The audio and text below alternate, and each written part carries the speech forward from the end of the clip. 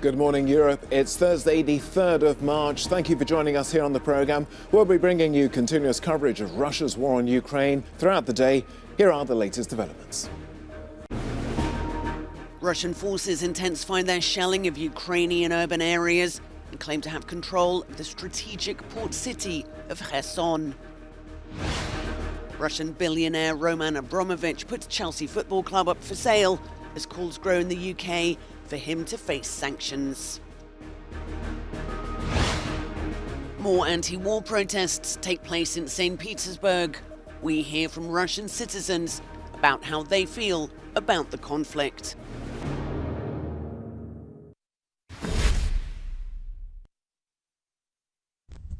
Residents in Kherson wake up under Russian control after the strategically important Black Sea port appears to have become the first major city to fall to the invasion force. The Russian military has intensified its shelling of Ukrainian cities. The mayor of Mariupol in the south described the attacks as relentless.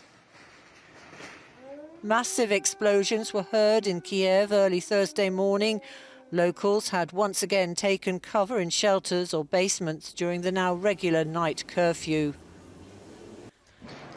More than 2,000 Ukrainian civilians have been killed since the Russian invasion, according to Ukraine's emergency service. In a statement, it said hundreds of structures, including transport facilities, hospitals, kindergartens and homes, have been destroyed.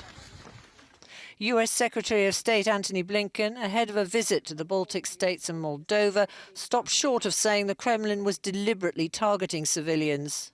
We've certainly seen in the past that one of Russia's methods of war is to be absolutely brutal in trying to cow the citizenry of a given country.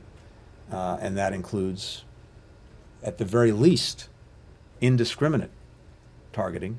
Russia's invasion of Ukraine has prompted unprecedented, wide-ranging economic and even sporting sanctions, appearing to have caught out President Vladimir Putin. He's embarked on a series of meetings with Russia's business leaders to discuss tackling their consequences. Meanwhile, in the western Ukrainian city of Lviv, a Greek Orthodox church is collecting donations for those currently fighting on the front line. While the devout pray for peace, talks between Ukraine and Russia are expected to resume as negotiators travel to Belarus for another meeting.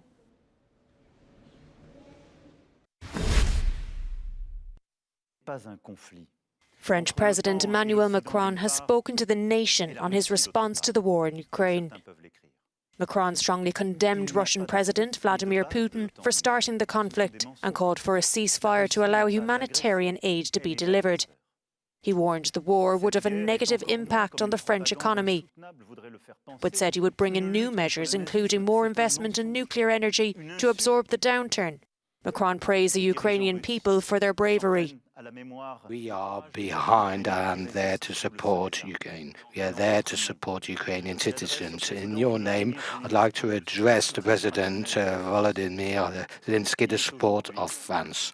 Today is at the head of his highly courageous people here, the face of bravery. Faced with the threat of financial sanctions, Russian billionaire Roman Abramovich is selling his Premier League football club Chelsea.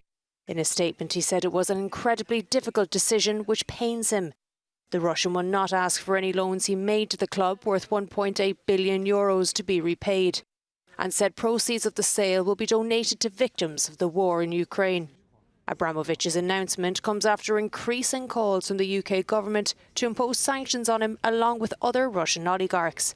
The 55-year-old has come under increasing pressure to part company with the club due to his alleged association with Russian President Vladimir Putin. It is something he denies. Abramovich bought Chelsea in 2003 for nearly €170 million. And says it had never been about business or money, but about pure passion for the game and club. No one from Chelsea has commented on the prospective sale.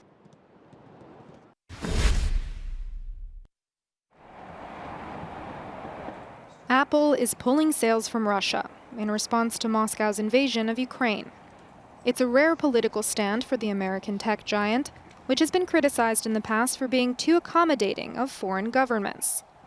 Apple doesn't operate any physical stores in Russia, and Russian sales are believed to represent only 2% of its total revenues. But it still stands to lose billions of dollars in sales, and competitors could step in.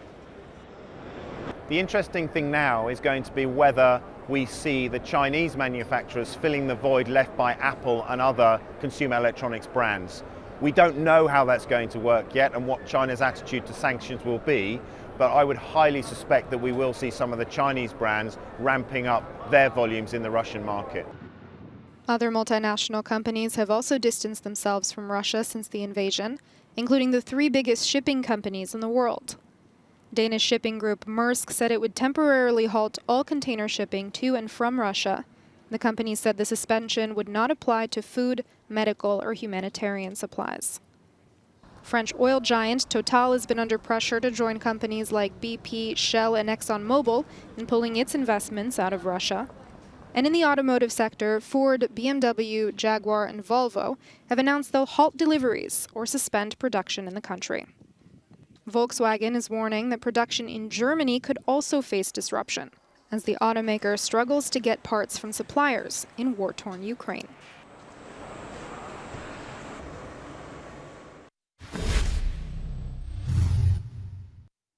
A war on the ground in Ukraine, and online a war of propaganda and misinformation.